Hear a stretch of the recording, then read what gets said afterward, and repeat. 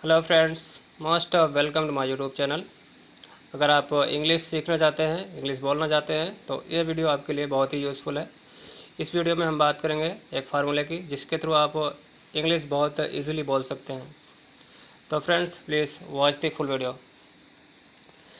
तो फ्रेंड्स, हम इंग्लिश बोलना तो चाहते हैं बट उसके लिए सही तरीका यूज़ नहीं करते।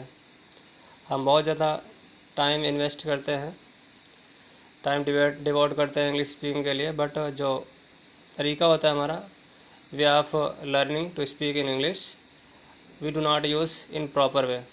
तो हम इस वीडियो में सीखेंगे हम प्रॉपरली कैसे इंग्लिश ईज़िली सीख सकते हैं, कैसे बोल सकते हैं।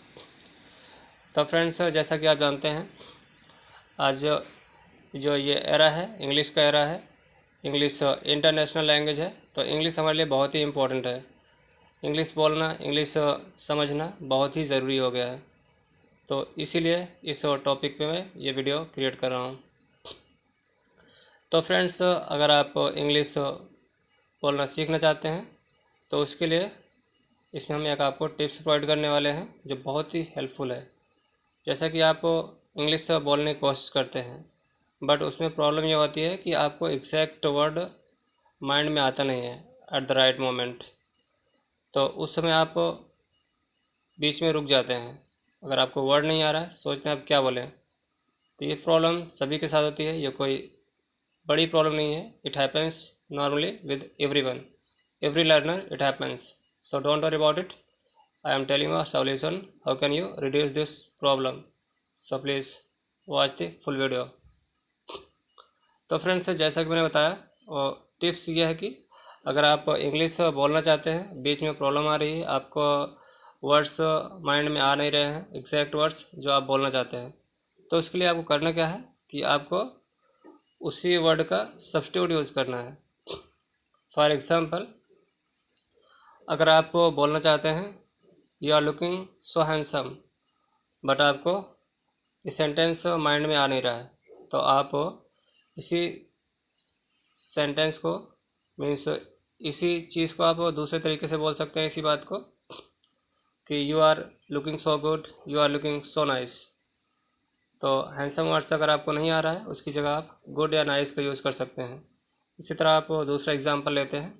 और अगर आप बोलना चाहते हैं he is my close friend, तो अगर आपको क्लोज फ्रेंड याद नहीं आ रहा है, आपके माइंड में इमीडिएटली आ नहीं रहा है at the right moment, then आपको करना क्या है, तो आप बोल सकते हैं इसके लिए he is my fast friend, या आप बोल सकते हैं he is my best friend. तो आपको सब्स्टिट्यूट करना है। जो भी सेंटेंस आप बोलना चाहते हैं उसमें कोई वर्ड्स आपको राइट मोमेंट में माइंड में नहीं आ रहा है, तो आपको सब्स्टिट्यूट करना है वर्ड्स को। तो ये फार्मूला बहुत ही यूज़फुल है सब्स्टिट्यूट का। तो बड़े बड़े जो इंग्लिश स्पीकर होते हैं इस फार्मूले को हमेशा वो यूज़ करते हैं। अगर उनकी माइंड में कोई भी वर्ड्स नहीं आ रहा है, सेंटेंस बोलना चाहते हैं कोई, अगर वो एग्जैक्ट वर्ड्स नहीं आ रहा है, परफेक्ट वर्ड्स, देन वो सब्स्टिट्यूट का यूज़ करते हैं। तो ये प्रॉब्लम सभी के साथ होती है, कोई बड़ी प्रॉब्लम नहीं है। ये प्रॉब्लम्स मेरे साथ भी होती है, पहले बहुत ज़्यादा हो रही थी बट अब कम हो गई है।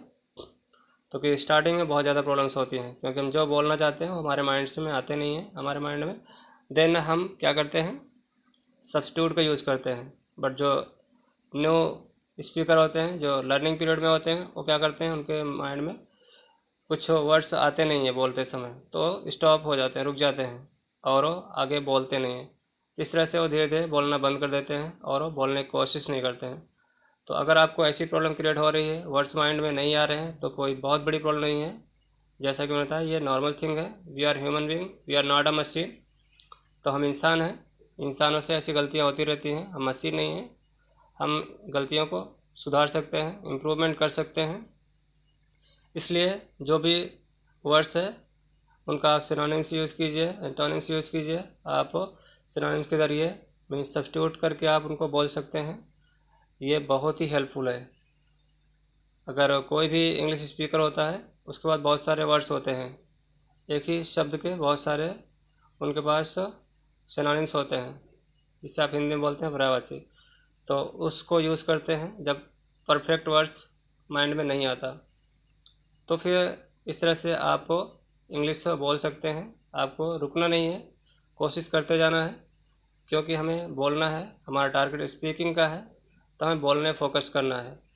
किसी भी तरह से हमें स्टॉप नहीं करना है। जो भी प्रॉब्लम्स हैं उनको हमें दूर करना है।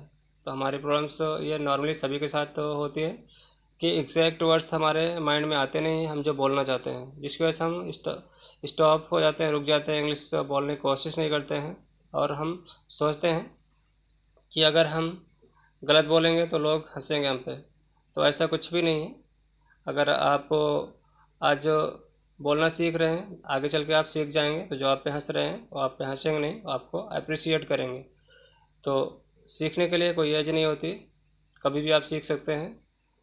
तो आप देखते होंगे जो छोटा बच्चा होता है लगभग 2-3 सालों में वो अच्छे से बोलने लगता है। और जिस लैंग्वेज को इन्वायरमेंट में होता है उसी लैंग्वेज को प्रॉपरली बोलता है। इंग्लिश में बच्चा इंग्लिश में पैदा हुआ है, इंग्लिश लैंग्वेज में तो इंग्लिश बोलेगा, हिंदी में है तो हिंदी बोलेगा, या इंग्लिश में है तो इंग्लिश बोलेगा, या उर्दू अरबिक का है तो उर्दू अरबिक। क्योंकि बच्चे नॉर्मली 2-3 सालों में अच्छे से सीख लेते हैं। तो हम भी अगर कोशिश करेंगे तो बहुत जल्द ही सीख लेंगे। तो इसलिए हमें कोशिश करना है, जो भी वर्ड्स अगर माइंड में नहीं आ रहा है उसका सब्स्टिट्यूट करना है, क्योंकि ये फार्मूला ऐसा है जो हर कोई यूज़ करता है। तो स्टार्टिंग में सबके साथ ये प्रॉब्लम होती है। As I mentioned earlier that we are not a machine, we are human being. So it happens to every learner. So do not worry about it. Just focus on speaking. Whatever words are coming in your mind, just speak. Do not think about whether it's right or wrong. Just try to speak, commit mistake, and learn from your mistake. So guys, do substitute. If exact words are not coming in your mind, just substitute for that. तो friends ये video हम यहीं finish करते हैं। Thank you so much for watching. Bye bye, have a great day.